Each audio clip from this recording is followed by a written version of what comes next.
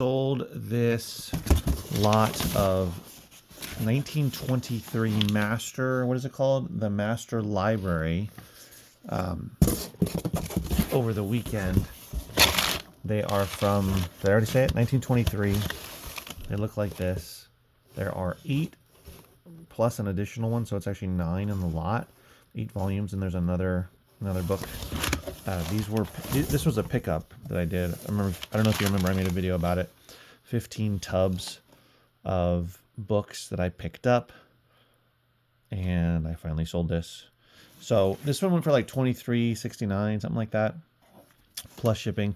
Didn't make a ton of money off of it, but it is a complete set, and depending on what the set is, especially older stuff, you can sell it for a lot more money than that. But that one sold. And then I also had this lot of vintage mysteries by Craig Rice was his name. I believe these are from the 60s. And let's see, these were all donated from somebody that has donated quite a lot of books to me, to the store. These actually sold for $33.99 plus shipping. So this was a really nice sale.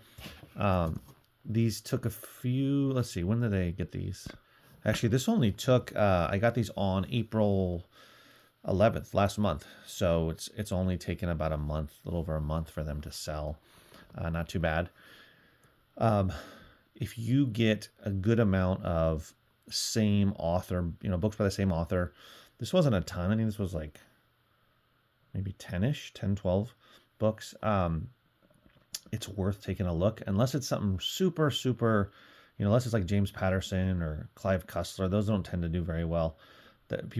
Authors that have sold millions of copies of their books, but when they have not sold that many, a decent amount, maybe thousands of copies of, individual books, individual titles. But when you get to those massive sellers like Nora Roberts, that kind of stuff, that's harder to sell unless it's a particular series that they have, or a set, or maybe they've pivoted to something else. Like a lot of the romance novelists pivoted to doing thrillers, that kind of stuff. So, James Patterson, if it's a particular series within his many, many books he's written that's complete, that's a different conversation. But just general books from a super mass-produced author is not necessarily going to do that well. Maybe Stephen King will do better. But anyway, you get my point. So this was a really nice sale. It didn't take too long. Then the other sale I had, which I don't want to dig up, but I promise there are loose CDs in here. You can kind of see them down there. I don't want to really disrupt the packaging too much. I'm putting boxes on top as well to pad it. There's over 575 in here. The box is not too big. And I did an auction. I mentioned this to you guys often about how I collect and pull loose CDs, as well as loose DVDs, as well as loose Blu-rays, and even loose video games that I can't sell for whatever reason individually, either in my store or a retail store, or on eBay or Amazon. I will put them in big lots, do an auction, and make some money off of them, and get them to somebody that's going to use them, get them out of my hair, all that kind of stuff. Try to make as much money as you can off of the discs, off of what you get, especially if you're getting bulk, whether it's through pallets, Gaylords, or you're buying in bulk, or you're getting big donations. It's always good to figure out ways that are not too time consuming to make extra money, because essentially I pull the discs and I just put them to the side. They sit there. I get more until I get enough. Usually for the CDs, I'll do at least 400 to 600 on average. I've done up to 1,000, but it's pretty heavy, and I prefer to do not much more than 500 or 600 at a time. And this was an auction, so it was a 10-day auction, of course, plus shipping. I have an offer, and I've sold some this way, where I'll price it, around $30, $35, whatever it is, and see if someone buys it. The last couple times they did, but this one ran as an auction. It ended up doing $33.76, which I'm totally happy with. If I can get around $30, plus shipping, all that kind of stuff, I'm happy. It's extra money to help You know, typically like these came from to help pay for it, right? But this has been more than paid for. I'm way into profit on this. This was from those 5 pallets of CD only Gaylords, and I've already made my money back. I'm already deep into the profit, so this is all extra profit. But and I still have, of course, a pallet and a half or a Gaylord and a half left to go through. But I've done many of these loose CD lots from that buy. Also sold some other stuff. I'll share a few more. This one was a CD called Lester Roadhog Moran and the Cadillac Cowboys.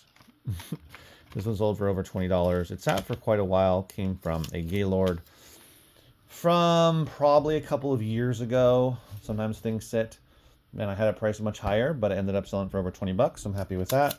This is Teletubbies, as you know. Very, very collectible, whether it's VHS or DVD. Always be on the lookout for Teletubbies. If you come across a bunch of them, you potentially came across a lot of money. I only have, I think, 2 or 3 left of these DVDs to sell. I've sold off a lot of them. There was a bunch of them I got a while back, like a year-ish ago, and I'm still selling, you know, still have a few more to sell, but those do really well. This one sold for, let's see, $23 and change. I'm currently running a 21% off promotion to move items like this that have been sitting a while, that have been around for over 90 days, up to around a year. And I've been selling off some stuff that way. It's a good way to move older inventory. This is the one I wanted to mention the most, though, is Everwood, a TV show, obviously. Season 3 and 4. If you come across these 2 particular seasons of the Everwood TV show in their complete box sets, you can get really good money for it. I actually had listed this initially for 80 bucks, but I lowered it down to $69.99, and it sold for $63.19 plus shipping. So this is the kind of thing where I'm talking about, where you kind of build your database in your brain of what to look for. What, you know, however you get your inventory, whether you're buying in bulk, whether you are doing free pickups, whether you're, you know, cherry picking all over the place, thrift stores, garage sales, estate sales, etc., library book sales, all that kind of stuff. Whatever you're doing to get your inventory, however you're sourcing, you know, be on the lookout for certain things like this, right? If you see season 3 and 4, you potentially have, you know, $60 to $70 right there. So this did not sell immediately. This was actually, oh right, this was been sitting for a while, but who cares, right? When it sells for 63 bucks plus shipping, to me that's a win. The longer tail stuff in general, hopefully, will sell for more money. Obviously, you want to sell everything as quickly as possible, but that is just not possible. That's why you have to run promotions and keep listing new and better stuff. So yeah, I wanted to share with you all the some of the stuff I sold, and hopefully it helps you learn something. And this one, for instance, look for these, season 3 and 4 complete. If you have the whole series, even better. All right, guys, thanks for watching. I'll see you next video.